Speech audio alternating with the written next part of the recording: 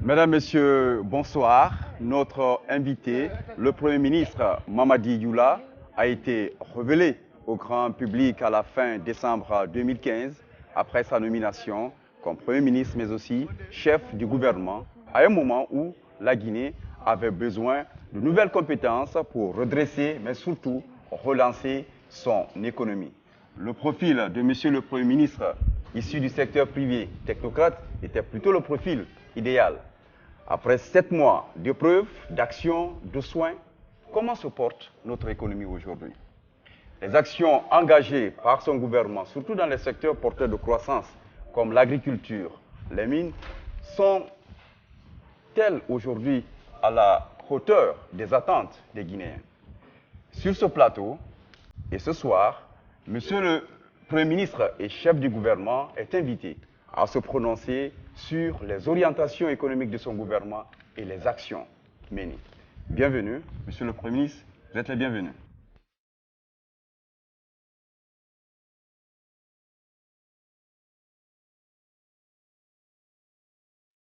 Ça va? Bien, ça va, merci. Et vous? Vraiment encore très heureux de vous recevoir sur ce plateau.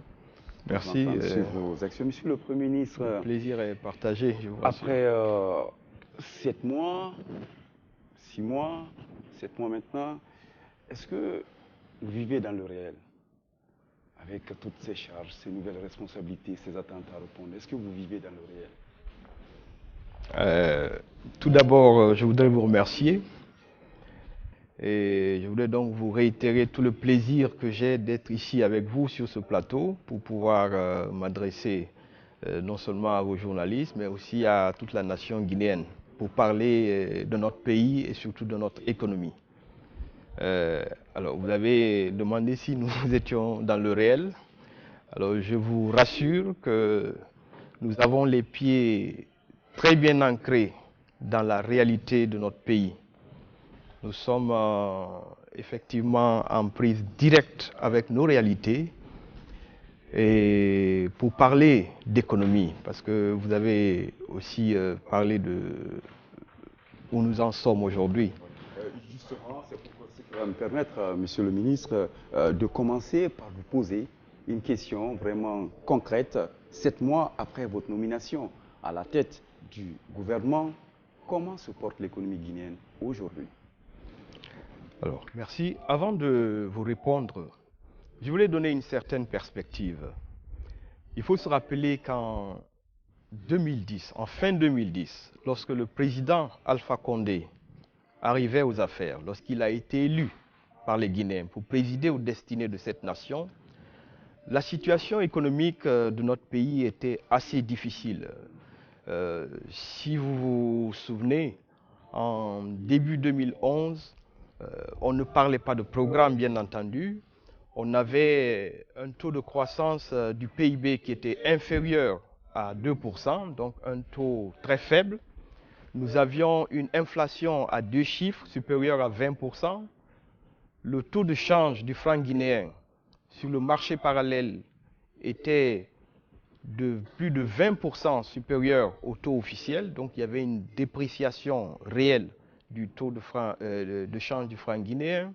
Nous avons le déficit des finances publiques qui était abyssal, puisque lorsqu'on a un déficit de 13%, ça veut dire qu'on ne peut plus parler de maîtrise des comptes publics. C'était le dérapage total.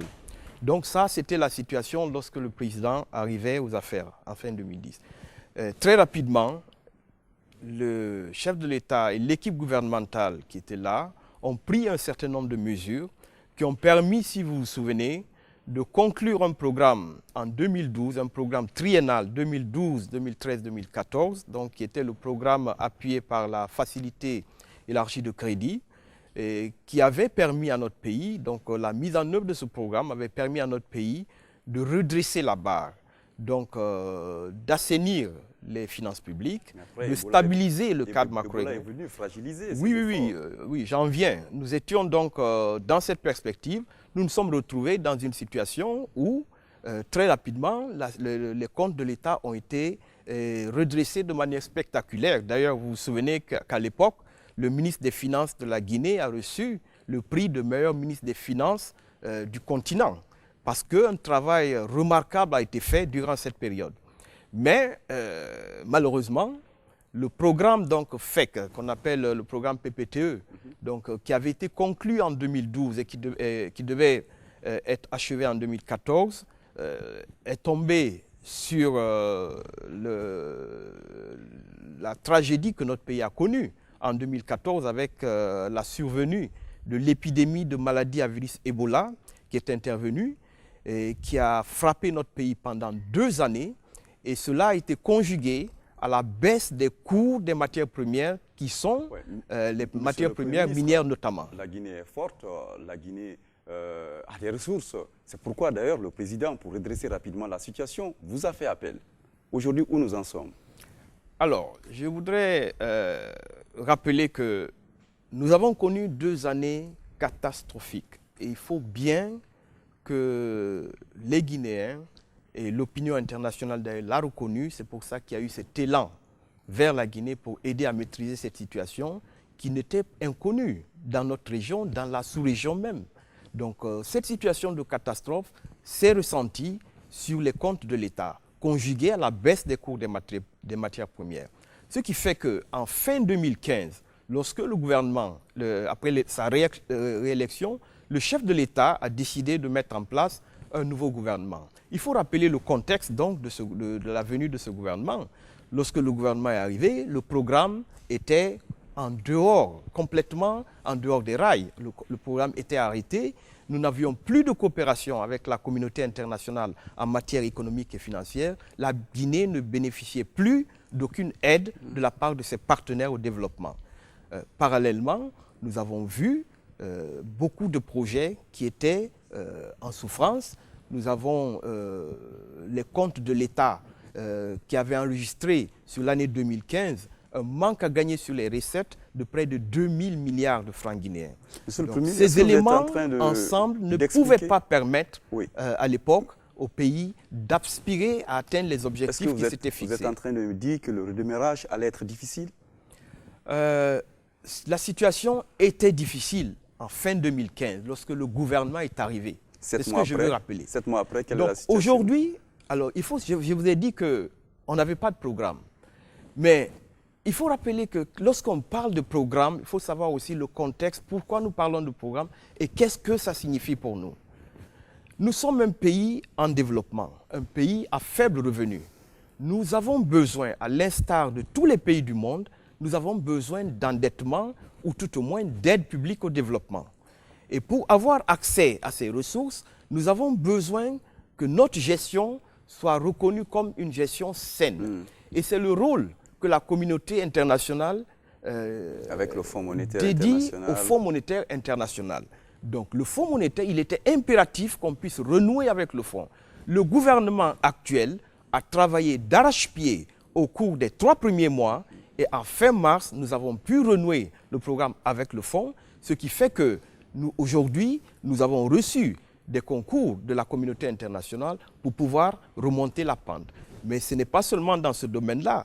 Je dois vous dire qu'aujourd'hui, je vous ai dit qu'à la fin, lorsque le chef de l'État arrivait aux affaires, on avait une inflation à 2 chiffres. Aujourd'hui, nous sommes à moins de 9%. Donc une inflation avant que à 1 chiffre. Vous ne repreniez les affaires, on était quand même à 1 chiffre. Oui, mais aujourd'hui, je vous dis, à fin 2015, il y avait une détérioration des comptes.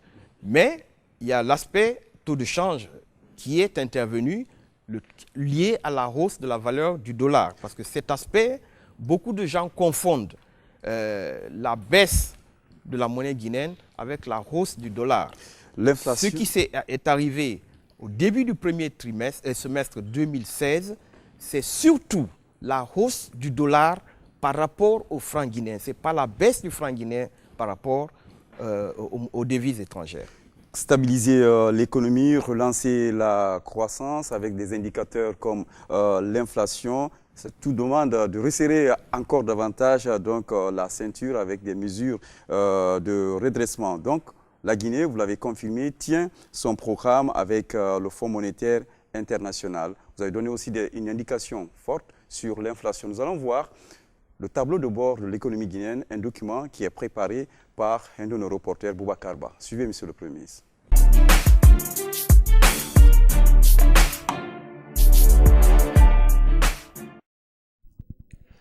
Au 31 décembre 2015, la situation financière de la Guinée était caractérisée par une forte tension sur les finances publiques, due en particulier par le recours au financement monétaire de la Banque centrale pour couvrir les déficits budgétaires de l'État qui avaient atteint les 1800 milliards de francs guinéens. À peine installé, le nouveau gouvernement issu de la présidentielle de 2015 a pris des mesures importantes de redressement financier, notamment en mettant en place une politique budgétaire très restrictive qui repose sur les dépenses base caisse.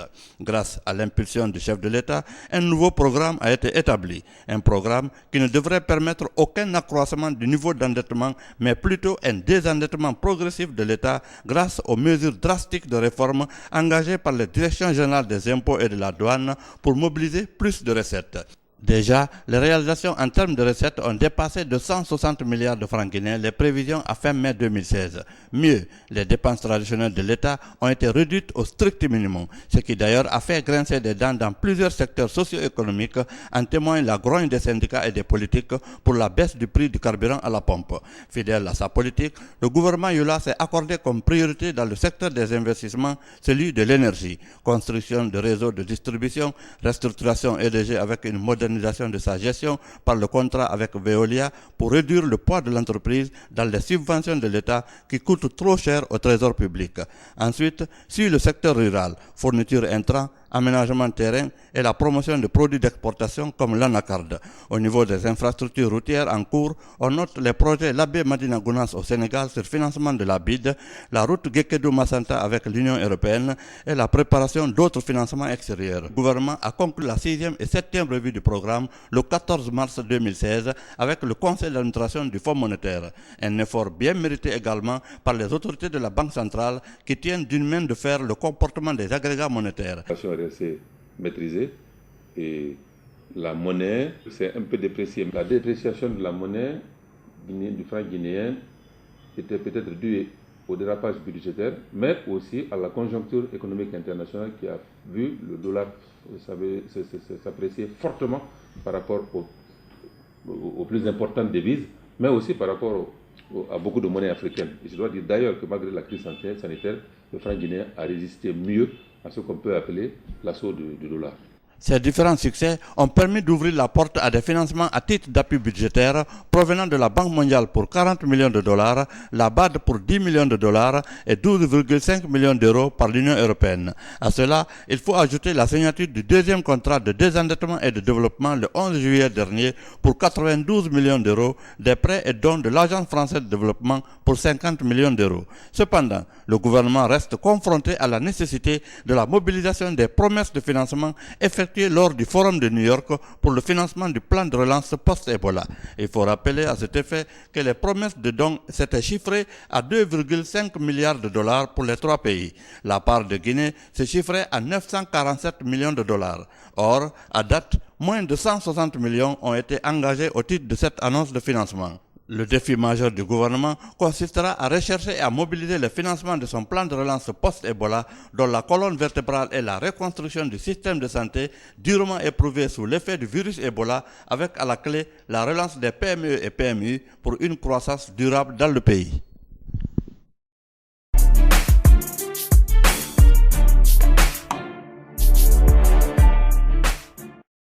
Monsieur le Premier ministre, comment mobiliser les 900 millions aujourd'hui de dollars, bien d'euros, de la part de l'Union, des pays amis, des partenaires à la Guinée, pour vraiment donner notre souffle à notre économie?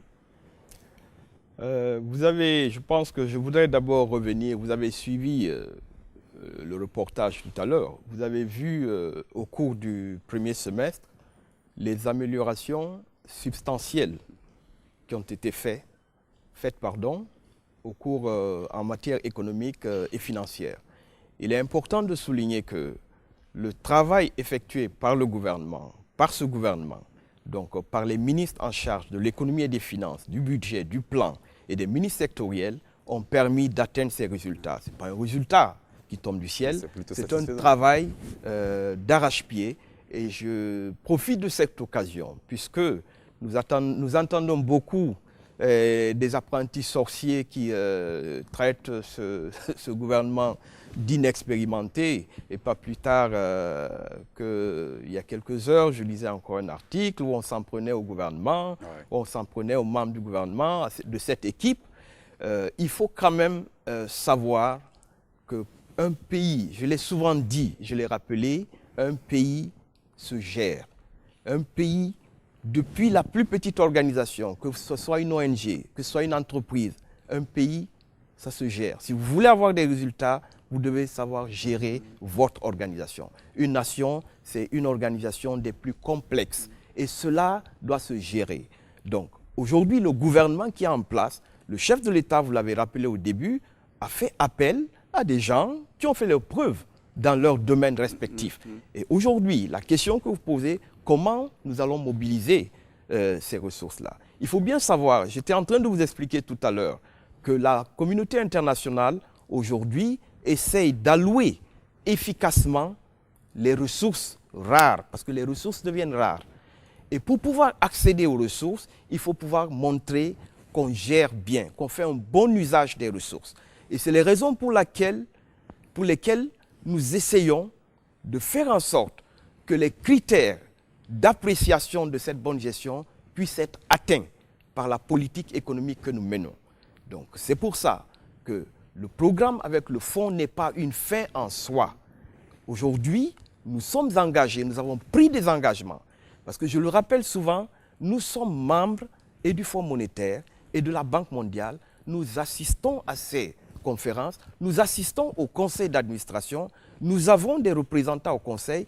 Lorsque le Fonds monétaire vote à son conseil, la Guinée vote. Lorsque le Fonds monétaire ou la Banque mondiale prend des décisions, la Guinée prend ses décisions. Aujourd'hui, les rapports sont cordiaux. Vous êtes en bon terme. Le problème n'est pas qu'il y ait des rapports cordiaux ou pas. C'est comment financer. C'est la responsabilité. Comment mobiliser vraiment des ressources. Et on a besoin des fonds que certains partenaires nous ont annoncés pour notre Vous avez suivi tout à l'heure que jusqu'à fin mai, que sur les recettes intérieures qui étaient programmées dans le budget, nous sommes en excédent de plus de 160 milliards. Donc la performance du gouvernement a fait que nous avons mobilisé plus de recettes que ce qui était prévu et dans un contexte, je le rappelle encore, assez difficile. Monsieur le Premier ministre, la meilleure manière de mobiliser les recettes dont vous parlez dans le cadre du programme de relance, il faut déjà mettre en place dans le pays des projets prêts à être financés. Et cela, c'est une des faiblesses que nous avons constatées dans notre pays. Pour pouvoir mobiliser les ressources, vous avez besoin de présenter des projets qu'on appelle bancables. Et cela suit une démarche précise. Juste sur la macroéconomie, vous avez constaté la présence de deux de nos collègues, Mabeti Sissé, nous vient de Espace FM, aussi Lamine Ba, lui il est de Nostalgie. Ils ont des questions pour vous, Monsieur le Premier ministre, sur la macroéconomie. Oui. Très bien. Moi, j'aimerais beaucoup insister sur la mobilisation des ressources. On se souviendra que lors des printemps de la Banque mondiale en 2015, la Guinée s'était engagée à mobiliser 3 milliards de dollars sur 3 ans. Et dites-nous aujourd'hui, où en est-on sur la mobilisation de ces ressources et surtout sur la mise en œuvre de ce plan post-Ebola qui était censé relancer l'économie guinéenne? Alors, je vous remercie. L'année dernière, il y a eu des réunions à New York pour la mobilisation des ressources pour le financement du plan de relance post-Ebola, du plan de résilience. Et comme vous le savez, la Guinée n'était pas le seul pays frappé par cette épidémie. Il y a eu 3 pays de la sous-région qui ont été les plus durement touchés par cette épidémie. Donc la réunion de New York, en fait, les ressources annoncées de 3,5 milliards de dollars concernaient les 3 pays de la sous-région. Donc sur cette partie, la Guinée avait une part qui lui était réservée. Et aujourd'hui, comme cela vient d'être dit dans le reportage, ces ressources n'ont pas été entièrement mobilisées. Mais sur des programmes de ce type, il faut pouvoir présenter des projets qui peuvent être financés par les bailleurs de fonds. Et aujourd'hui, nous continuons pas plus tard, ceux qui suivent l'actualité, nous avons eu une rencontre il y a 2 jours au niveau de l'hôtel Riviera Royal dans le cadre de l'insertion jeune. Le programme, cette réunion qui a été présentée aux bailleurs, où nous avons fait le lancement en fait, du programme d'insertion jeune, s'inscrit dans le cadre de ce plan de relance post-Ebola. Là-bas, il s'agissait d'une enveloppe de l'ordre de 140-150 millions de dollars. Donc c'est un premier pas, mais nous allons continuer ce travail. Le plus important ici, c'est que nous devons présenter des projets bancables. Le bailleur ne donne pas de la liquidité, il finance un projet. Justement, vous avez parlé tout à l'heure de la faible capacité d'absorption de la Guinée. Ah oui. Comment vous l'expliquez et que faut-il faire pour y remédier? Écoutez, alors moi je vais simplifier les choses. Les difficultés de capacité d'absorption que nous avons, je préfère regarder les problèmes de mon côté. Certains diront que les procédures des bailleurs de fonds sont compliquées, donc les décaissements sont lents. Mais de l'autre côté, faisons tout ce que nous pouvons faire pour lever les barrières. Les problèmes de capacité d'absorption sont multiples, mais ces problèmes sont essentiellement liés aux procédures, à la manière dont les projets sont mis en œuvre. Lorsque le bailleur vous dit je veux financer la relance d'une filière agricole, par exemple, vous venez le voir, vous alignez beaucoup de 4x4 dans le programme, vous mettez un certain nombre de choses, le bailleur vous dit je regrette, la priorité, je veux que le financement porte sur les agriculteurs, que le financement aille aux agriculteurs, mais pas aux gestionnaires du projet. Alors, ou alors, la manière dont les ressources sont décaissées, comment les ressources sont décaissées, comment les ressources sont utilisées. Est-ce que lorsqu'on passe les marchés dans le cadre de ce projet, les passations de marché sont correctes? Voilà les difficultés que rencontrent nos projets. D'abord, la phase d'étude des projets. Il faut préparer de bons projets. Ensuite, la phase d'exécution. Il faut s'assurer que lorsqu'on fait un projet, il y a des phases où on doit passer des marchés. Il faut là aussi que ce soit transparent. Ce qui va changer. Je puis vous assurer que c'est notre intention. Et moi, je viens du secteur privé, comme vous le savez, et au moins de ce côté, les projets, avoir l'argent. Oui, on une expertise. Oui, mais on ne peut pas dire que là-bas, il y a de la complaisance. Donc, la Guinée vous faites bien ou vous n'avez pas accès aux ressources. Oui, mais et concrètement, que faites-vous pour y remédier? Alors, il y a tout un travail qui est en cours.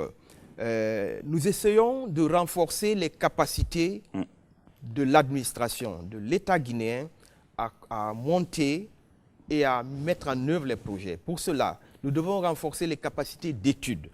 Un projet, on ne se lance pas dans un projet sans faire d'études. Donc déjà, au niveau du ministère du Plan, nous allons renforcer le bureau qui est en charge des projets et qui sera aussi en rapport avec les BSD, les bureaux de stratégie et de développement. Il y a un projet qui vise à renforcer ces bureaux dans les différents départements. Et à ce moment, nous disposons, en renforçant les capacités dans ces départements, nous disposons des moyens pour mieux concevoir les projets. Quand les projets sont bien conçus, ils sont déjà plus vendables.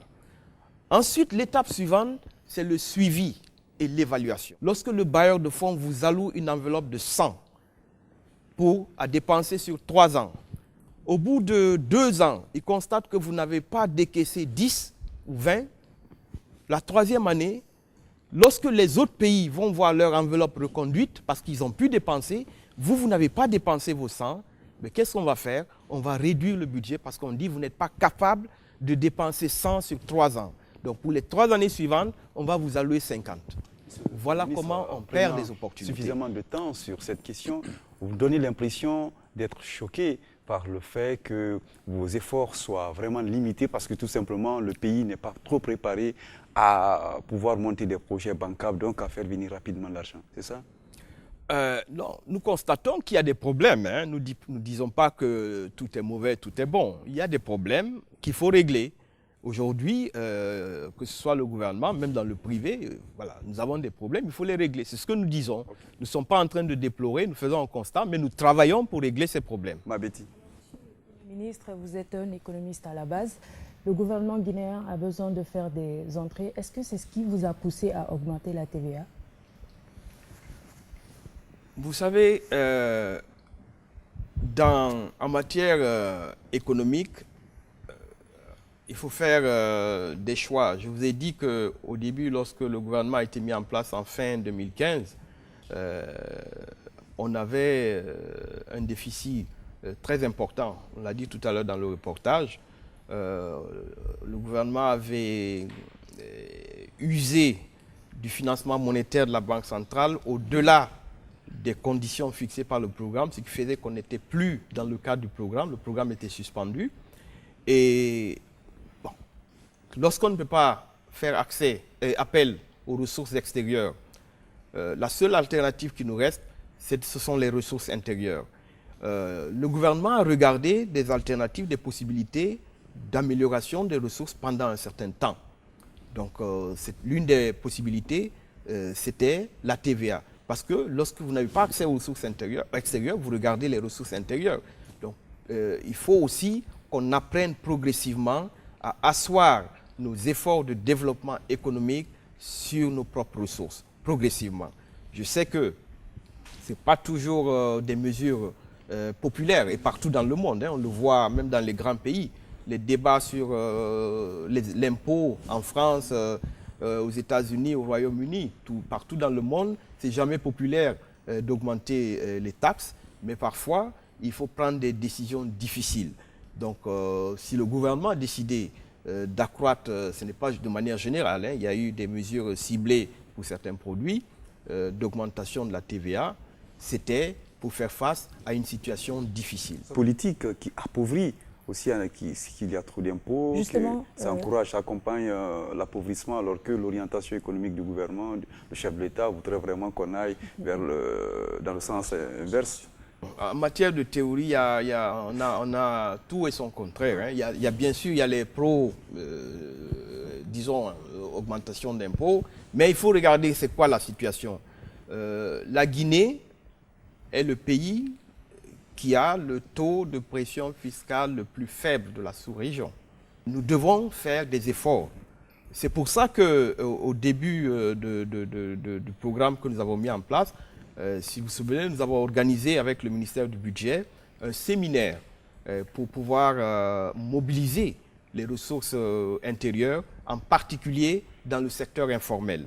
Et ce travail est en train de payer, puisque avec l'installation d'un guichet des impôts au niveau de Madina, avec des banques, nous avons constaté que le niveau de recettes collectées dans cette localité a augmenté de manière très significative, avec le simple fait de rapprocher les services des impôts, mais surtout le guichet de la banque, où les versements sont faits directement. Nous avons vu les recettes à ce niveau-là augmenter dans des proportions extraordinaires. Vous parliez tout à l'heure du PIB. Les chiffres de la Banque mondiale attestent qu'en 2014, le taux de croissance était de 0,4% et en 2015 de 0,1%. On a constaté quand même qu'il y a une différence avec les chiffres fournis par le gouvernement. Comment expliquez-vous cette différence ? Bon, en fait, les chiffres que nous retenons, c'est vrai qu'il y a plusieurs chiffres, mais habituellement, on pense qu'en 2014, on avait un taux de croissance de l'ordre de 1%. Certains diront un peu moins. Et en 2015, le taux de croissance était presque nul. Lorsqu'on est à 0,1%, bon, là c'est nul. Bon, et évidemment, les méthodes de calcul, parce qu'aujourd'hui d'ailleurs, nous pensons que là aussi, nous avons une réflexion avec la Commission économique pour l'Afrique de la Banque mondiale, des Nations Unies. Nous pensons que le PIB de la Guinée est peut-être sous-évalué.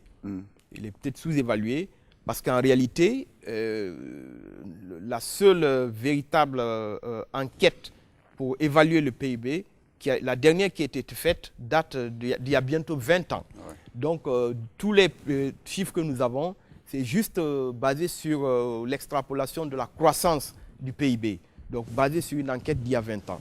Alors aujourd'hui, peut-être qu'il serait bon, à l'instar de ce qu'a fait le Nigeria ou d'autres pays, il y a quelques années, le Nigeria a fait une étude pour réévaluer son PIB. Et c'est à l'issue de cette étude que le Nigeria s'est retrouvé première puissance économique africaine. Parce qu'elle s'est rendu compte que son PIB était largement sous-évalué. Comme vous le savez, la plupart des pays africains ont un secteur informel très important. Et je ne vous apprends rien en disant qu'en Guinée, l'informel est roi. On a l'informel partout. Et parfois, jusque même dans le formel, on retrouve de l'informel. Donc, alors, on va parler de la monnaie guinéenne. Vous n'êtes pas sans savoir qu'aujourd'hui, 1 euro est égal à 1000 francs. Ce qui, 10 000 francs. 10 000. Je vous corrige. Pour moi, ce qui, du coup, n'arrange pas le panier de la ménagère. Il y a beaucoup de Guinéens qui n'ont pas accès aux produits de première nécessité. Exemple, le ramadan qui est passé. Alors, que comptez-vous faire pour vraiment mettre un terme à ça? Alors, nous n'avons pas de baguette magique, certes, mais la meilleure façon d'aider les Guinéens, la meilleure façon d'aider notre pays, c'est de faire en sorte que la richesse s'accroisse, que le revenu des gens s'accroît. Et pour cela, il faut faire tout ce que nous sommes en train de dire, mieux gérer notre économie. Et je rappelle que pendant trop longtemps, dans notre pays, nous avons fait fi de la bonne gestion, des bonnes pratiques. Et aujourd'hui, depuis quelques années, le chef de l'État a mis un accent sur un certain nombre de secteurs pour pouvoir accroître la richesse du pays. La façon la plus sûre de régler cette question, c'est de faire en sorte qu'on ait un taux de croissance, parce que c'est cela qui se diffuse dans toute l'économie. Lorsque l'économie croît, lorsqu'on dit que le PIB s'est accru de 5%, de 10%, quand vous avez une croissance à 2 chiffres, qui est l'objectif idéal rêvé aujourd'hui que nous recherchons, avec ça, vous pouvez être sûr que les retombées, les Guinéens ressentiront un mieux dans leur capacité. Sur ce point-là, comment vous pouvez expliquer ça à un moment où des petites entreprises, des PME, notamment dans les entreprises de construction, se plaignent de l'endettement criard par rapport à l'État qui est le principal bailleur? Alors, vous savez, bon, je vous ai dit tout à l'heure que nous avons hérité une situation difficile. Il y a aujourd'hui une étude, je crois, qui vient d'être achevée sur la dette intérieure. Je comprends que c'est la question certainement à laquelle vous faites allusion. Oui. Mais ça, c'est une situation malheureusement qui est liée, bon, je ne vais pas dire aux errements du passé, mais aux difficultés qu'on a connues par le passé en matière de gestion. Donc aujourd'hui, encore une fois, nous sommes en train d'essayer de régler cette question. L'étude pour l'évaluation de la dette intérieure, normalement, devrait être achevée. Nous devons avoir le rapport certainement sous peu. Ça, c'est jusqu'en 2014, donc les chiffres de 2005, je crois, jusqu'en 2014 pour l'évaluation de la dette intérieure.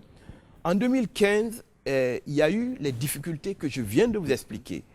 Je vous ai dit que le manque à gagner sur les recettes était de près de 2000 milliards. C'est-à-dire que du fait de la conjoncture qu'on connaît, le Ebola, rappelez-vous, en 2014 et 2015, les opérateurs économiques ont déserté des régions entières de la Guinée.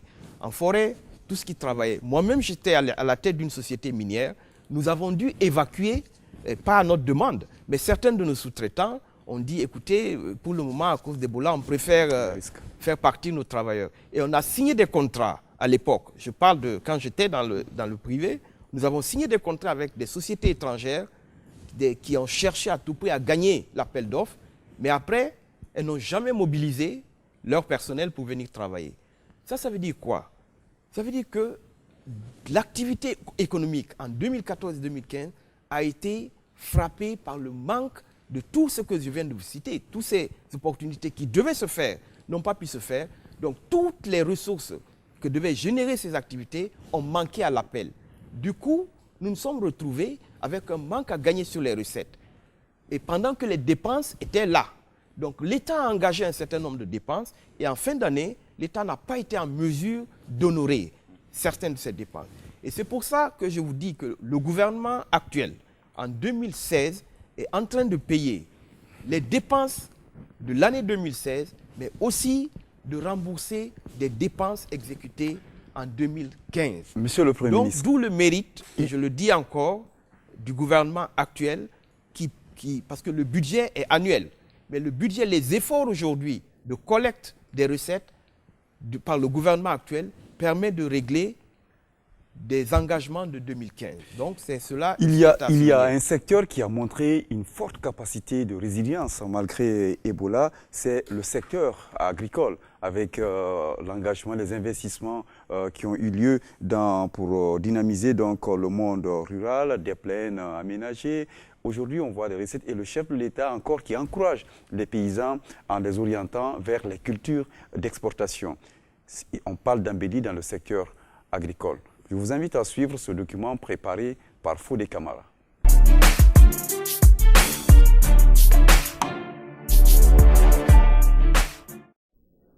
La Guinée, terre agricole par excellence, 6 millions d'hectares cultivables, plus de 1000 cours d'eau répertoriés et une pluviométrie abondante.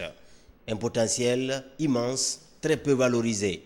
Pour imprimer une nouvelle dynamique à ce secteur porteur de croissance, le président de la République a fait de l'agriculture sa priorité.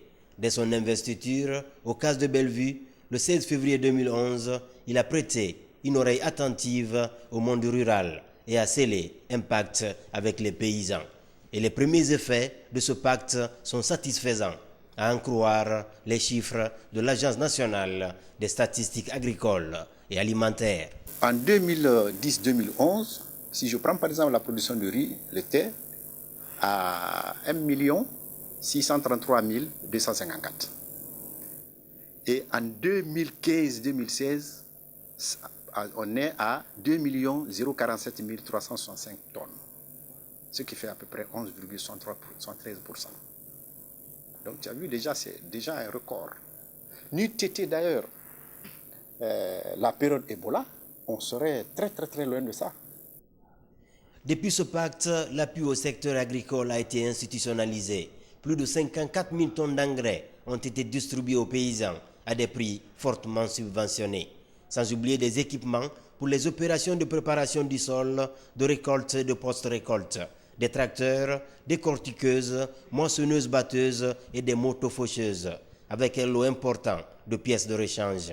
Cet élan de soutien sera boosté par une unité de production d'engrais d'une capacité de 400 000 tonnes de fertilisants par an. Une unité installée sur le plateau de Kabelin, dans la préfecture de Dubreka. Pour plus de 10 ans avant 2011, la Guinée n'a pas importé plus de 3 000 tonnes d'engrais. Et ça, c'était le KR2. Le KR2, il venait au niveau de la coopération. Et pour avoir 1 kilo des engrais du KR2, ça, il fallait se lever très tôt. Donc en 2011, qui a été la première année d'appui aux producteurs guinéens, 20 000 tonnes ont été achetées et mises à la disposition des producteurs. L'une des plaines qui symbolise le mieux cette nouvelle dynamique de production est la plaine de Denquin, dans la commune rurale de Kolaboui. Ici, sous les rives du Rio Nunez, grâce au leadership d'un fils du terroir, passionné du travail de la terre, sur 8 km à la ronde, 8 villages dépendent du maraîchage et de la riziculture. Cette plaine de 500 hectares a été le théâtre du baptême du feu des achats locaux. Principal frein à la production, la commercialisation est redynamisée grâce à cette convention scellée entre le gouvernement et le PAM. Ici à Denquin, il y a près de 6 mois, au compte de ce projet, plus de 617 tonnes de riz net étuvé ont été achetées par le Programme alimentaire mondial grâce à un financement de l'USAID.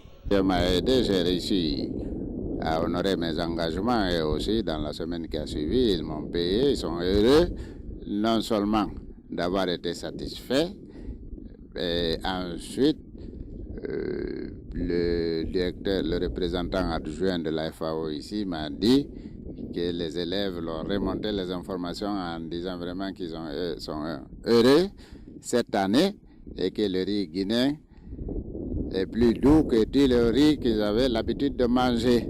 Donc ça, je suis heureux, ils sont contents, les bénéficiaires sont contents, donc on se prépare pour l'année prochaine. Pendant que l'or blanc Made in Guinée signe son retour sur le marché mondial après des années d'absence, sur la carte de production de la noix de cajou, une filière à haute valeur ajoutée avec ses nombreux sous-produits, la Guinée se positionne. Elle affiche l'ambition de réaliser 200 000 hectares de nouvelles plantations par la distribution gratuite de 500 tonnes de semences aux producteurs de 18 préfectures des 2 grands bassins de la Basse et de la Haute-Guinée. Pour enlever une quantité, il faudrait bien que la préparation du terrain soit certifiée par le technicien. Il revient à son tour avec le producteur, il signe une décharge avec le maire de la commune rurale ou le chef de district. Nous le remettons et la mise en place, c'est avec les techniciens. Sur les rives de la Fié, la prouesse de maîtrise totale de l'eau en toute saison est réalisée grâce au projet d'aménagement hydro-agricole de 1000 hectares de la plaine de Koundian dans la préfecture de Mandiana, avec un barrage de retenue de plus de 8 millions de mètres cubes d'eau, un investissement de 91 milliards de francs guinéens qui aiguise l'appétit de puissance agricole du gouvernement. Ce qui me tient à cœur, c'est de faire en sorte que la Guinée ne soit plus qu'un potentiel. Le potentiel, comme on dit, ça ne se mange pas. Mais transformer ce potentiel en production, en réalité, et en produit fini, et que le label guinéen revienne sur le marché national, sur le marché sous-régional, et ma foi, pourquoi pas sur le marché mondial. Nous avons des grosses capacités. Pour matérialiser cet idéal de puissance agricole, principaux défis à relever, l'amélioration de la structuration des producteurs, qui est aujourd'hui de l'ordre de 6 à 7%, mais aussi l'enclavement et le manque d'aménagement des zones de production, sans oublier le déficit d'infrastructures, de transformation et de conservation des produits agricoles périssables, notamment les fruits et légumes.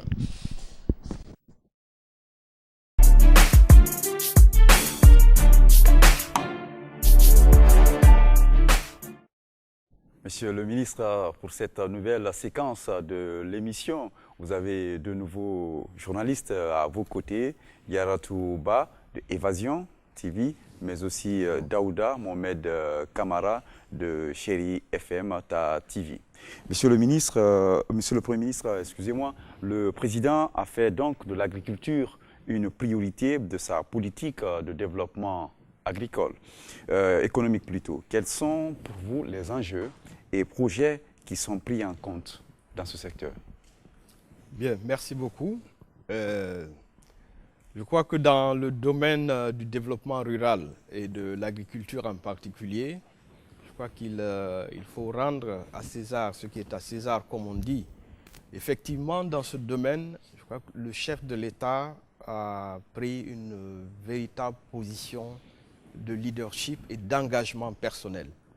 Depuis le début de son premier mandat, vous avez suivi le reportage tout à l'heure, il a clairement montré son désir d'apporter une impulsion à ce secteur au monde rural.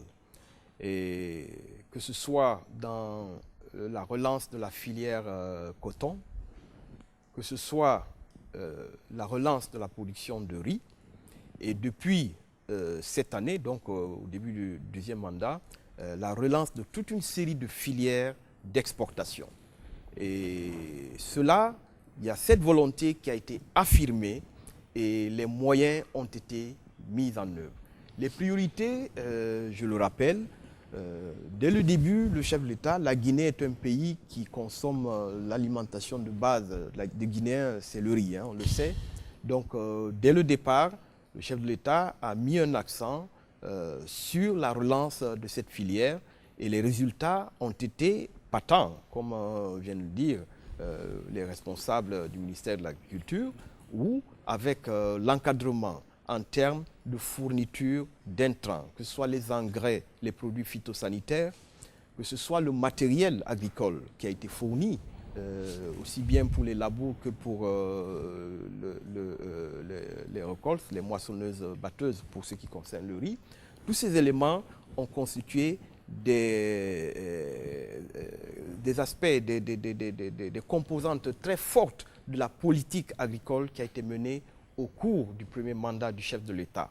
Et ainsi, nous avons vu la hausse sensible de la production nationale de riz, mais aussi la relance de la filière coton qui était à l'agonie en fin 2010, lorsque le chef de l'État arrivait aux affaires.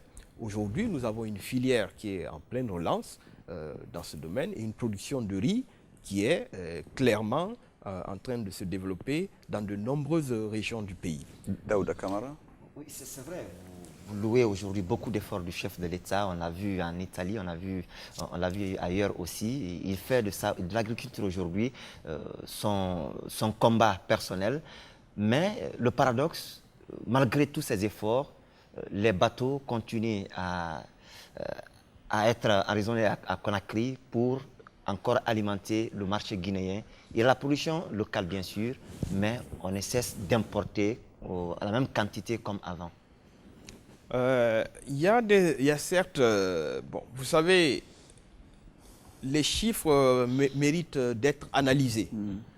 Il y a certes, on ne peut pas du jour au lendemain remplacer l'importation. Il y a plusieurs raisons qui peuvent être impliquées. Même si demain on était autosuffisant et même exportateur, peut-être qu'il y a des gens comme monsieur le journaliste qui ont des goûts de bourgeois qui veulent manger du riz américain. Donc ils vont importer leur riz pour le manger. C'est un exemple, c'est une boutade. Mais aujourd'hui, il faut reconnaître que la production nationale de riz a connu une croissance certaine et substantielle au cours des dernières années et cette tendance va se poursuivre. Mais il ne faut pas oublier qu'il y a toute une série d'autres éléments, la croissance de la population, l'augmentation du pouvoir d'achat, parce que lorsque les gens, leurs revenus augmentent, ils peuvent tout simplement manger autre chose qu'ils ne mangeaient pas avant. Donc il faut analyser les chiffres pour comprendre les véritables tendances. Qu'est-ce qui explique pourquoi on consomme tel, puisque nous parlons quand même de chiffres à l'échelle nationale. Mais le résultat est que aujourd'hui, les chiffres le disent, lorsque vous allez dans les régions de production, vous verrez effectivement la production de riz, des activités de riz.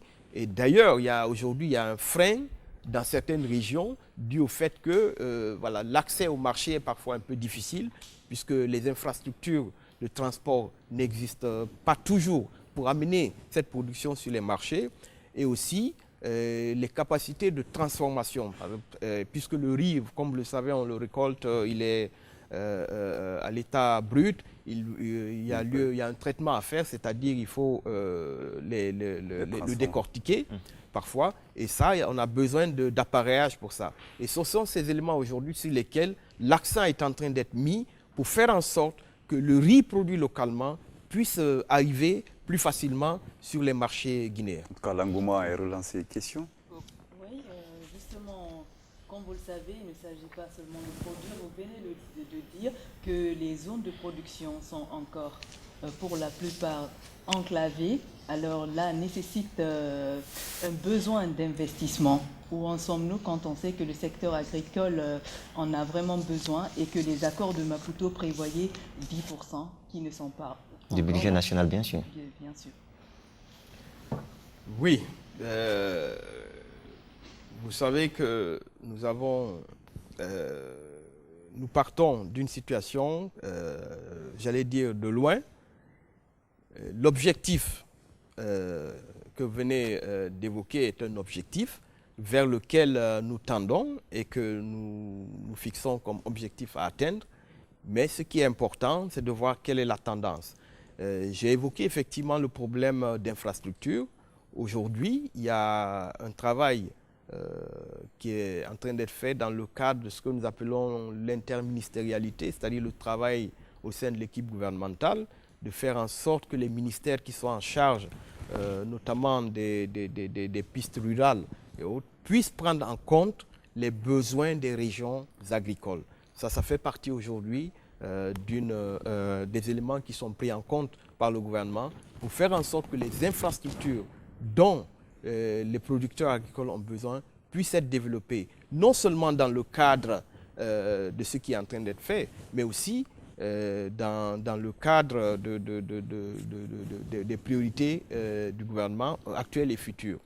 Et bon, je n'ai pas entendu parler dans le reportage et dans vos questions d'une initiative importante qui a été aussi lancée au début du second mandat du chef de l'État avec le gouvernement actuel.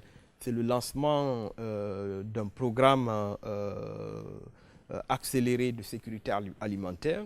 Vous vous rappelez que le chef de l'État a recruté l'ancien directeur de la FAO comme conseiller spécial pour les questions de développement rural. Et ceci, la première mission qui a été confiée à M. Jacques Diouf était justement l'élaboration de ce programme accéléré pour la sécurité alimentaire. Donc ce programme a été élaboré. Il y a eu même une première réunion de présentation aux bailleurs de fonds. Donc c'est un programme qui englobe l'ensemble des préoccupations du développement rural, aussi bien les questions de production, les questions d'infrastructure et un certain nombre de questions transversales.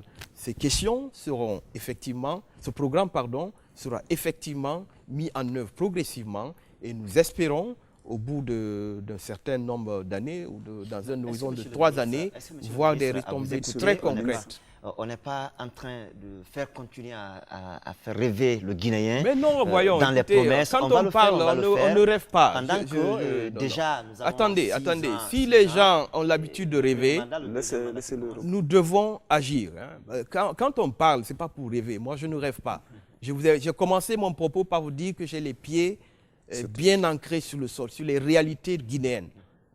Nous devons travailler. Moi, je viens du secteur privé, où vous êtes obligé de travailler ou vous coulez. Dans le secteur privé, on ne triche pas. Où vous travaillez, vous coulez. C'est le fruit de votre travail qui vous maintient, en tout cas l'activité que vous faites où vous êtes. Donc si nous parlons d'un programme de sécurité alimentaire, c'est un programme qui est réel, que nous mettons en œuvre. Aujourd'hui, les initiatives lancées par le chef de l'État pour les filières d'exportation sont des initiatives concrètes. Lorsque vous allez sur le terrain aujourd'hui, vous voulez faire de l'anacarde, M. Camara. Vous allez dans votre région, vous avez votre terrain, vous l'avez préparé, vous vous adressez aux autorités locales, comme quoi vous avez préparé votre terrain, on vous fournit gratuitement les semences et l'encadrement qu'il faut. C'est ça aujourd'hui que le gouvernement est en train de faire sous l'impulsion et le leadership du chef de l'État. Souvent, c'est vrai, l'agriculture demande un peu de patience, du temps. Aujourd'hui, on a une brèche qui est ouverte par la pêche où le département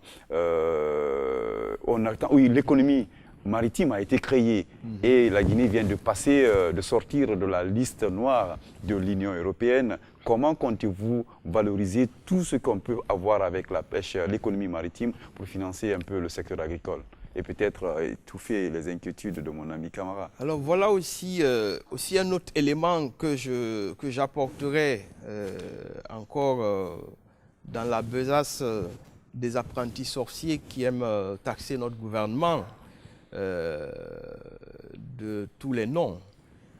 Nous avons, lorsque nous sommes arrivés, la Guinée était le seul pays au monde qui était sur la liste noire des pays non coopérants de l'Union européenne. Le seul au monde. Nous avons trouvé cette situation. Et j'ai rappelé lors d'un de mes entretiens que la première réunion que j'ai eue avec M. Deben, qui est de l'Union européenne, mais pas ici, c'est celui qui est au siège, qui s'occupe de ces questions, lorsqu'il est venu, que je l'ai rencontré en février, je l'ai trouvé très désabusé. Parce qu'il m'a dit, écoutez, votre pays est désespérant. J'étais choqué, j'ai même réagi. Mais lorsqu'il m'a expliqué la situation qui prévalait dans le secteur de la pêche, j'ai compris sa frustration.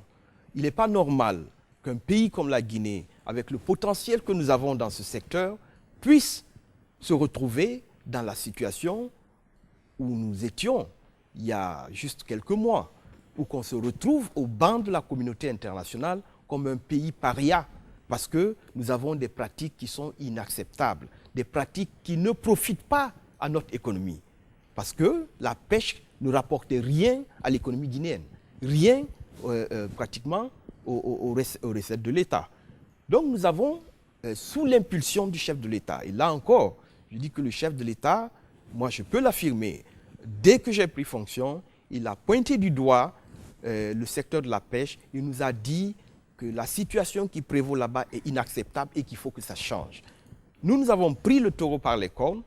Avec le ministre de la Pêche, nous avons travaillé, nous avons fait en sorte que cette situation change. Et vous avez vu, cette semaine, le chef de l'État était à Rome et la Guinée a été officiellement sortie de cette liste. Ça faisait 3 ans que l'Union européenne essayait de travailler avec la Guinée pour régler cette situation.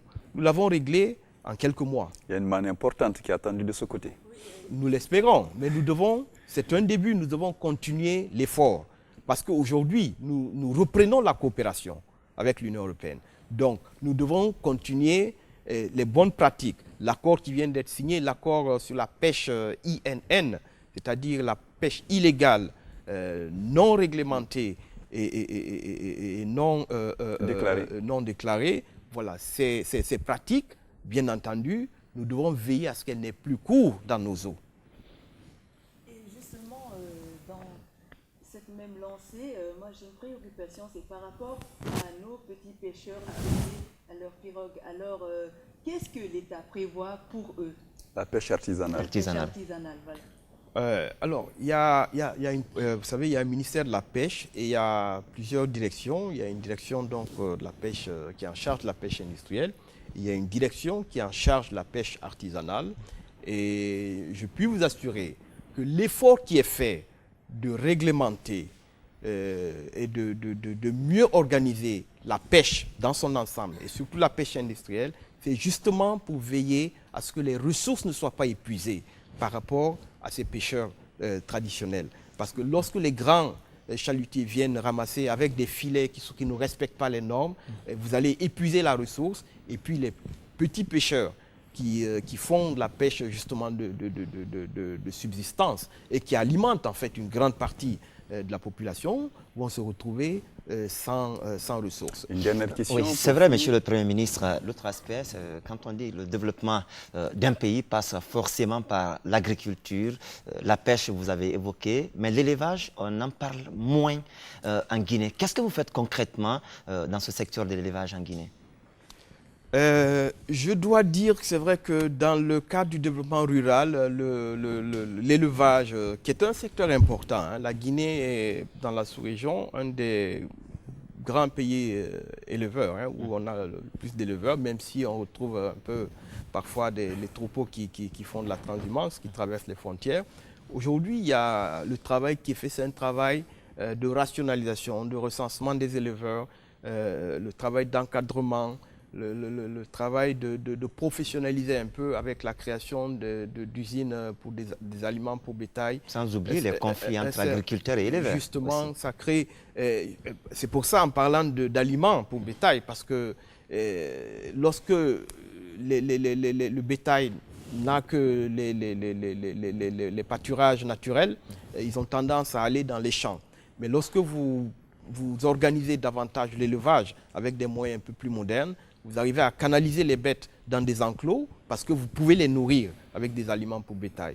Donc là aussi, la tendance sera dans cette direction. Mais aussi, il y a l'amélioration des races comme l'initiative prise récemment avec la Côte d'Ivoire pour améliorer les rendements des espèces porcines en forêt où les gens pratiquent l'élevage de porcs. Ça, c'est en cours. Je crois que les premiers géniteurs devraient arriver dans les prochains jours.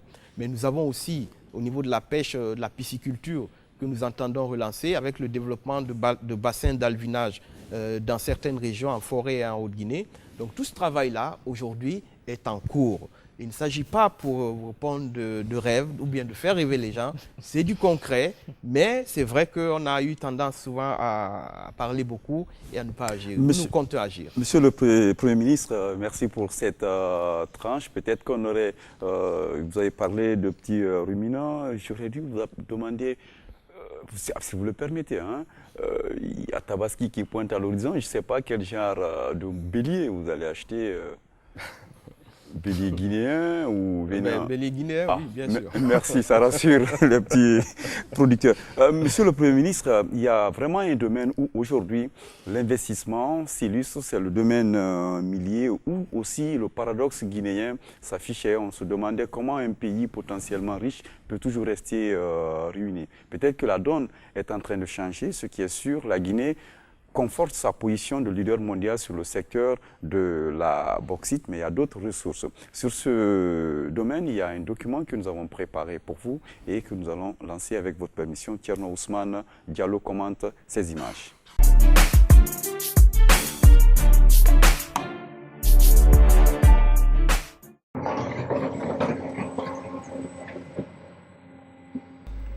Avec la plus grande réserve de bauxite au monde, approximativement 40 milliards de tonnes, avec plus de 40% de teneur en alumine, et le plus important gisement de fer encore inexploité, la Guinée est qualifiée de scandale géologique. Un pays disposant de ressources minières riches et variées. Des mines sont tirées une part importante des ressources qui servent à la construction du pays, d'où l'importance de la mise en œuvre d'une politique efficace pour attirer les investisseurs et accélérer le programme de modernisation de la Guinée.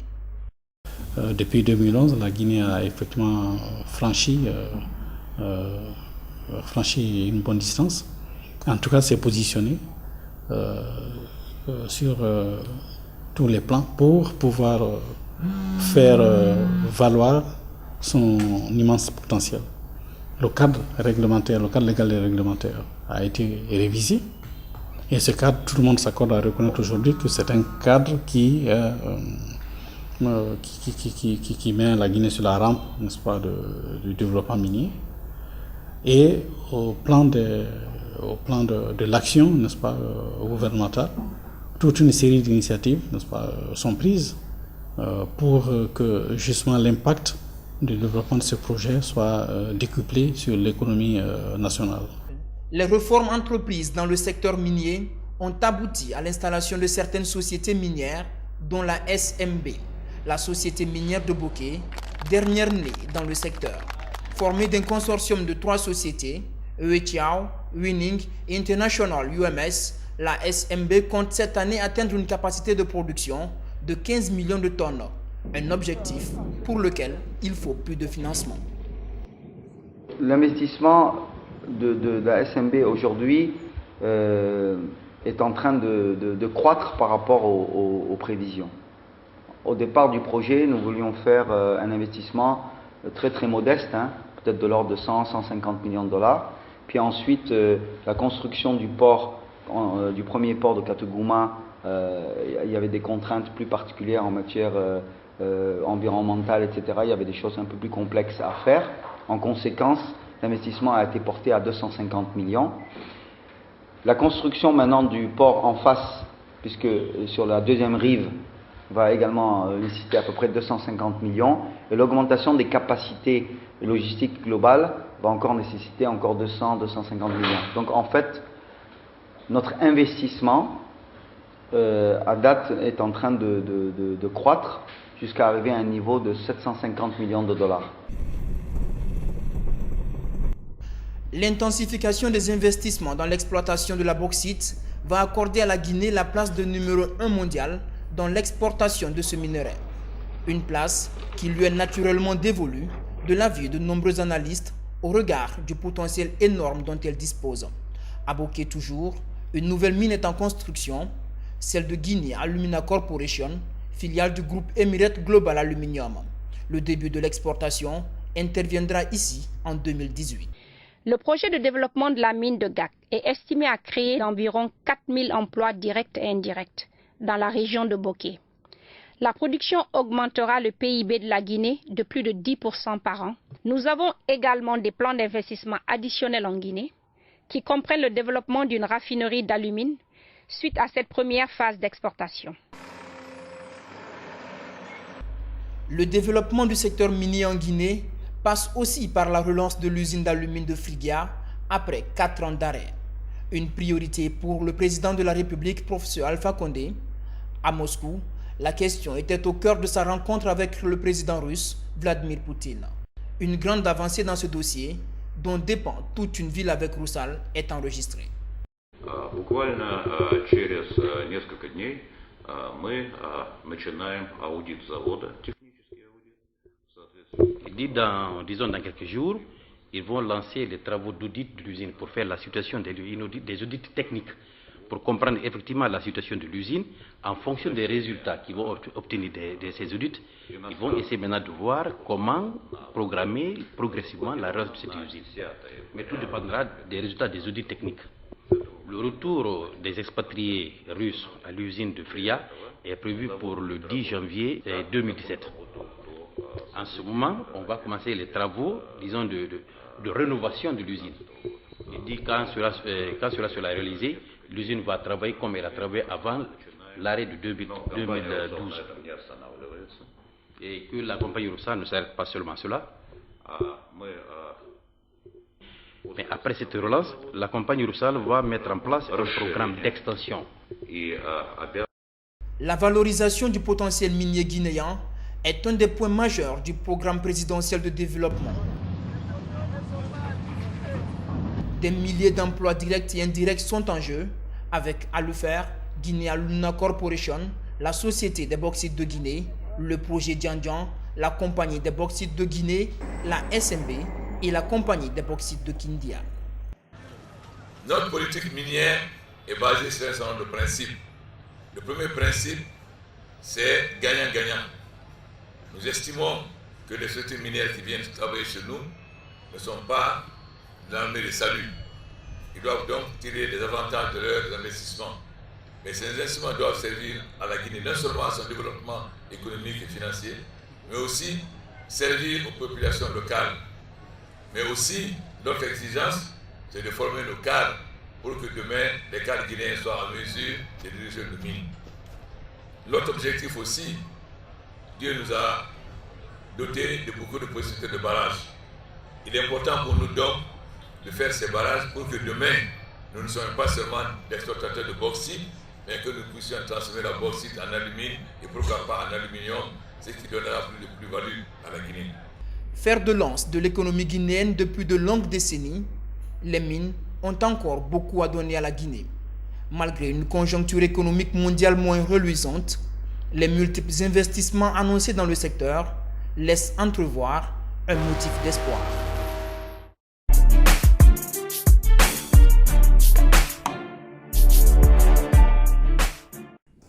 Demain, la Guinée, itinéraire économique, monsieur le Premier ministre, nous arrivons sur un terrain que vous maîtrisez bien, que vous connaissez bien, c'est le terrain minier. Ce secteur s'illustre par un certain nombre d'investissements qui sont aujourd'hui propices à la création d'emplois et de croissance. Quelle appréciation vous avez de ces indicateurs? Très bien, merci beaucoup.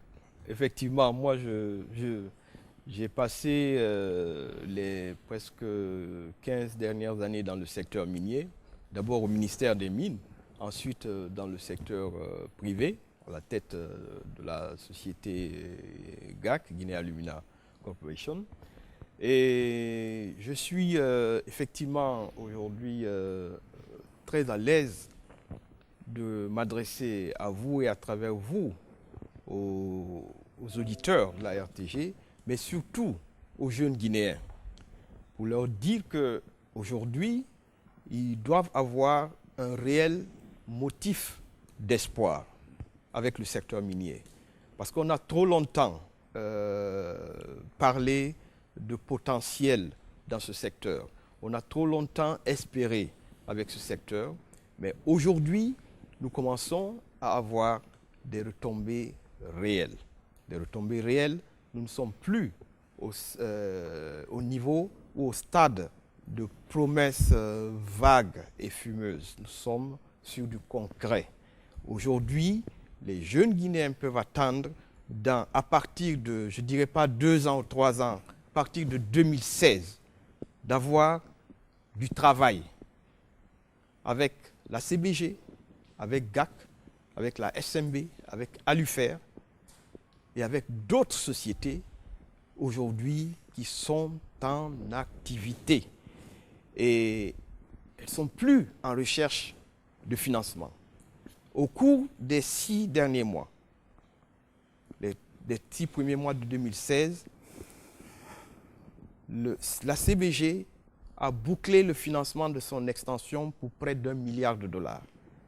C'est du concret, c'est signé. Donc cela va être mis en œuvre à partir de maintenant, ce n'est pas l'année prochaine ou dans 2 ans.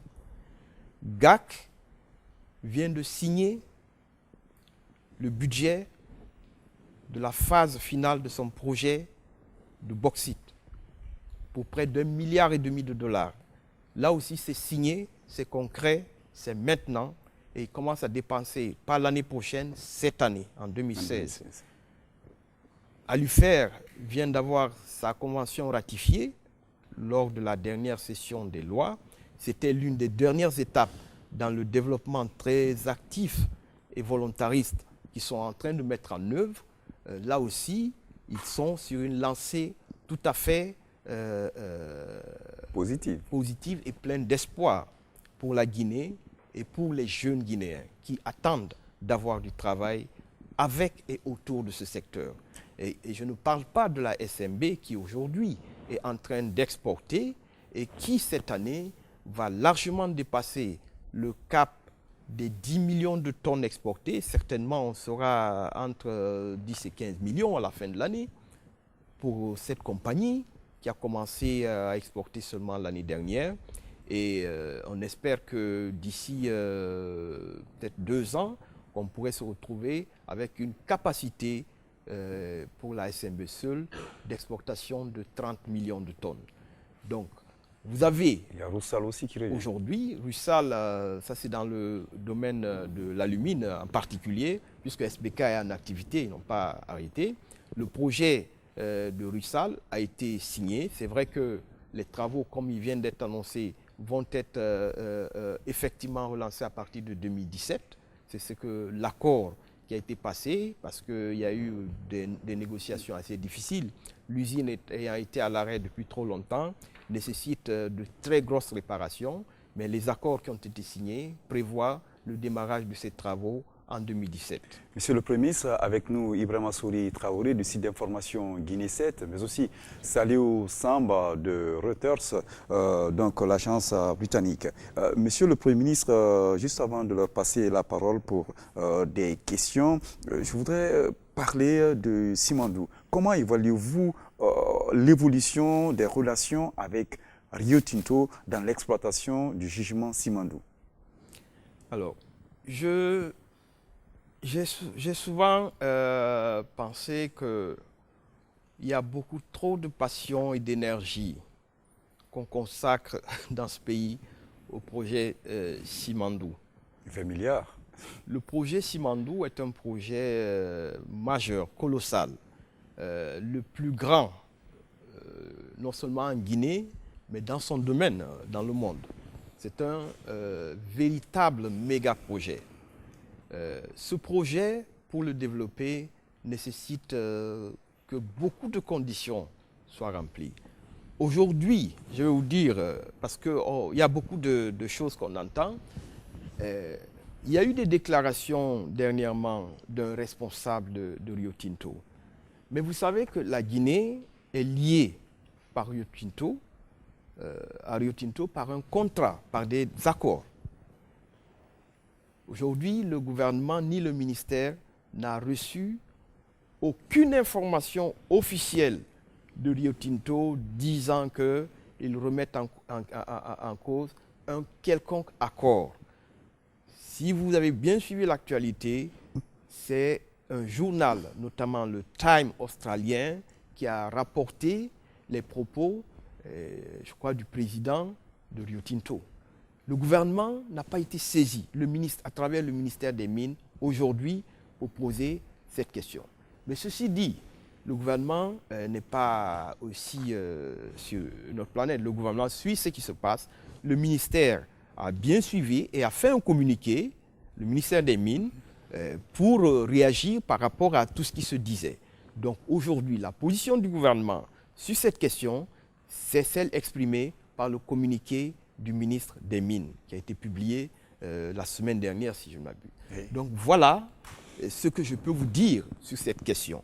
Donc l'opinion est un peu polluée par ce sujet pendant que nous avons de véritables avancées aujourd'hui dans le secteur de la bauxite où la Guinée est clairement en train de se positionner comme la nouvelle destination, la nouvelle frontière pour le développement de la bauxite et plus tard de l'alumine dans le monde. Ça le semble?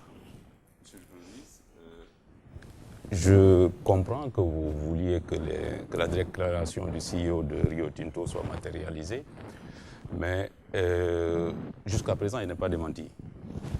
Ce que moi, j'aurais aimé vous poser comme question, c'est que dans votre discours de politique générale, vous tabliez sur une croissance à 2 chiffres à l'horizon 2020, avec la décision de gel, parce que moi je considère que c'est une déclaration du CEO de Rio Tinto est une déclaration officielle, de gel du Simandou. Est-ce que vous maintenez les mêmes objectifs? Si non, où est-ce que nous en sommes et quelles sont vos prévisions actuelles? Bon, vous aimez les sujets polémiques. C'est un sujet qui est, comme je viens de le dire, qui pollue le travail remarquable qui est en train d'être fait dans le secteur minier. Moi, je souhaite rester positif. Je viens de ce secteur. Et je sais aujourd'hui que la Guinée est en très bonne position, que la Guinée, heureusement, a de bonnes nouvelles pour la jeunesse guinéenne, pour des emplois à venir. Et très prochainement, ce n'est pas dans 10 ans, ce n'est pas dans 5 ans, c'est maintenant. Donc je préfère envoyer ce message aux jeunes Guinéens. Et je maintiens qu'à l'horizon 2020, nous serons parfaitement capables d'avoir une croissance à 2 chiffres avec de tels investissements. Il se trouve que l'affaire Rio Tinto, c'est l'actualité. Donc on est un peu obligé de rester un peu dans ce sujet-là. Alors, vous avez dit, GAC, je crois, c'est 1,5 milliard, si je ne m'abuse. CBG, c'est 1 milliard. Mais Rio Tinto, ça vous fait quand même environ 18 milliards, près de 20 milliards d'investissements. Alors, si vous perdez 20 milliards d'investissements... Mais on ne les a jamais eus, monsieur. Oui, mais c'était dans vos prévisions, il vous l'a dit. Moi, je ne vous ai jamais dit ça.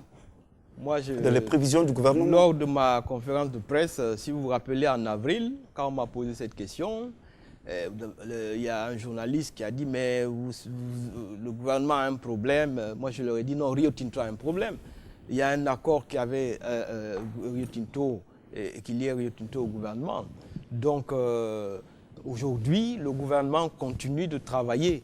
Le gouvernement travaille. Le gouvernement ne va pas rester là à se focaliser, à implorer le ciel pour que le projet Rio Tinto marche. Le gouvernement va continuer à travailler, à développer tous les autres secteurs et à travailler pour sortir, s'il s'avère que le projet Rio Tinto est dans une impasse, dans le cadre des accords actuels, le gouvernement travaillera pour le sortir de cette impasse-là. Est-ce qu'avec la mobilisation des recettes intérieures, l'agriculture et le volet mine avec la bauxite, la Guinée peut tenir ses prévisions de croissance? Mais absolument. Et un projet du type... Parce que, écoutez, le projet de... aujourd'hui, nous exportons... Vous savez que l'essentiel, une grande partie des recettes en devises de la Guinée, sinon l'essentiel, vient du secteur minier. C'est essentiellement or et bauxite. Hein. Donc l'or, on est toujours au même niveau. Il n'y a pas des grandes mines nouvelles qui se... Mais au niveau de la bauxite, aujourd'hui, nous sommes en 2015, nous avons exporté 18,9 millions de tonnes de bauxite. À l'horizon 2020, on est entre 60 minimum et 80 millions de tonnes en 2020, quasi certain. Donc, et ça, l'impact sur notre PIB, je crois qu'on n'a pas besoin d'être un économiste pour comprendre que avec une telle croissance dans un temps aussi limité que vous avez tout espoir d'avoir les taux de croissance sur lesquels table le gouvernement à l'horizon 2020, les taux à 2 chiffres. Et je le dis ici, devant vous, que nous nous engageons à tenir ces taux. Et si, mais je réitère aussi que nous n'enterrons pas le projet Simandou, et je le réitère. Monsieur le Premier ministre, Rio Tinto, ça fait quand même près de 20 ans. Est-ce que vous ne pensez pas que c'est faire recours aux juniors, c'est une des solutions, en tout cas pour développer le secteur du fer? Bon, écoutez, nous, il y a dans le secteur du fer, c'est vrai que le projet Simandou est particulier, compte tenu de l'importance des investissements, notamment dans les infrastructures. Mais dans d'autres ressources, d'autres commodités, les juniors sont les bienvenus. D'ailleurs, viennent travailler en Guinée et ont fait la preuve de leur capacité à impulser de nouveaux projets. Donc le gouvernement, bien entendu, travaille avec toutes les sociétés. Monsieur le Premier ministre, c'est intéressant la bauxite, nous voyons que ça bouge de ce côté-là. Mais il se trouve aussi que nous sommes handicapés aussi quelque part parce qu'on a du mal à dépasser le cap, c'est-à-dire aller à la deuxième phase de la production, de la transformation justement, parce que c'est ce qui nous fait quand même une plus-value, c'est ce qui nous donne encore beaucoup plus de ressources. La CBG, c'est une promesse très vieille. Et GAC, vous connaissez très bien, je ne sais pas si ça se fera. Alors concrètement, qu'est-ce que vous allez faire pour pousser les investisseurs dans le domaine à aller à la seconde phase? Je pense que vous parlez à un convaincu. Vous savez que moi, j'ai travaillé pendant plusieurs années dans ce domaine, dans un projet justement qui visait essentiellement la transformation. Aujourd'hui, nous avons un calendrier très clair avec même un planning d'investissement très clair jusqu'à 2020. Et le projet, nous avons aujourd'hui un projet qui est certain, qui est sur la route, qui est en phase de développement et qui va permettre d'avoir une nouvelle raffinerie à l'horizon 2022 à peu près. Nous avons l'impression que souvent vous êtes plus dans la réaction que dans l'anticipation. Cela a été valable quand il y a eu la chute des cours des matières premières. Cela a été valable avec la fermeture de l'usine Frigia. Aujourd'hui, nous avons l'annonce de Rio Tinto. Alors, Monsieur le Premier ministre, qu'est-ce que vous faites? Alors que nous savons qu'en économie, il y a des cycles, et plus particulièrement dans le domaine minier qui nous intéresse, les cycles sont prévisibles. Alors, qu'est-ce que vous faites, vous, en tant que Premier ministre, pour corriger cela? Bon, enfin, je ne sais pas, moi je sais pas, je suis pas dans la réaction. Hein. Moi, j'essaye justement aujourd'hui d'aller de l'avant et donc de travailler sur des projets qui peuvent se faire. Donc, comme je l'ai dit et je n'ai pas arrêté de le dire, je le réitère, le gouvernement aujourd'hui est en train de regarder toutes les options. Les options. Le gouvernement travaille au quotidien avec les investisseurs miniers pour regarder quelles sont non seulement la situation des différents projets aujourd'hui, mais aussi les perspectives à moyen et long terme. Aujourd'hui, je peux vous assurer, et en parlant notamment du sujet que vous aimez tant de Simandou, nous regardons aujourd'hui la situation et surtout les perspectives à moyen terme. Nous regardons tout cela et nous essayons de prendre les meilleures positions pour dans l'intérêt de la Guinée. Aujourd'hui, le gouvernement veille à défendre les intérêts à long terme de la Guinée. Donc tout ce que nous ferons ira dans ce sens-là. Nous veillerons à ce que les positions que nous prenons sont des positions qui préservent les intérêts à long terme de la Guinée, que ce soit en termes de partenariat entre les sociétés ou en termes de partenariat plus large. Monsieur le Premier ministre, dites-nous, est-ce que aujourd'hui on peut parler d'une meilleure gouvernance économique du pays après avoir fait tout ce périple-là, sur les 7 mois, ne serait-ce que ça? Moi, je vous dirais oui, mais évidemment, vous direz que c'est une position peut-être pas objective ou partisane, mais je puis vous assurer que l'objectif que nous a assigné et la mission que nous a assigné le chef de l'État, il a dit qu'il veut un nouveau gouvernement pour s'occuper des questions économiques, pour créer de l'emploi.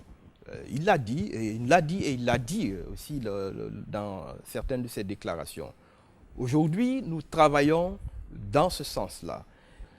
J'entends parfois, et c'est l'occasion de le dire, hein, des critiques totalement infondées ou parfois même démagogiques, comme des articles qui pullulent dans la presse, qui se mettent à attaquer des gens sur des considérations absolument fallacieuses et personnelles.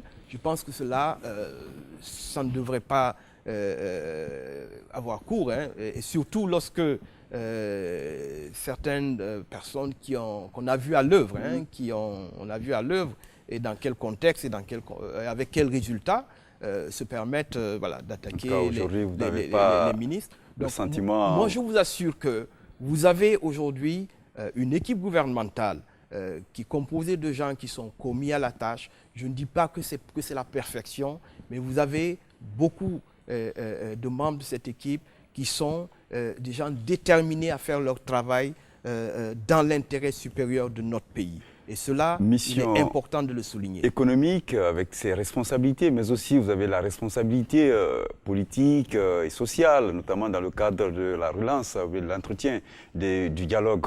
Hier, vous devez faire rencontrer l'opposition. Je ne sais pas, aujourd'hui, la main tendue du gouvernement, elle est comment? Oui, le gouvernement, le chef de l'État, encore une fois, en me nommant dans cette fonction, m'a confié un certain nombre de tâches, et certaines tâches qui sont tout simplement, disons, dévolues au Premier ministre par la loi fondamentale, la Constitution.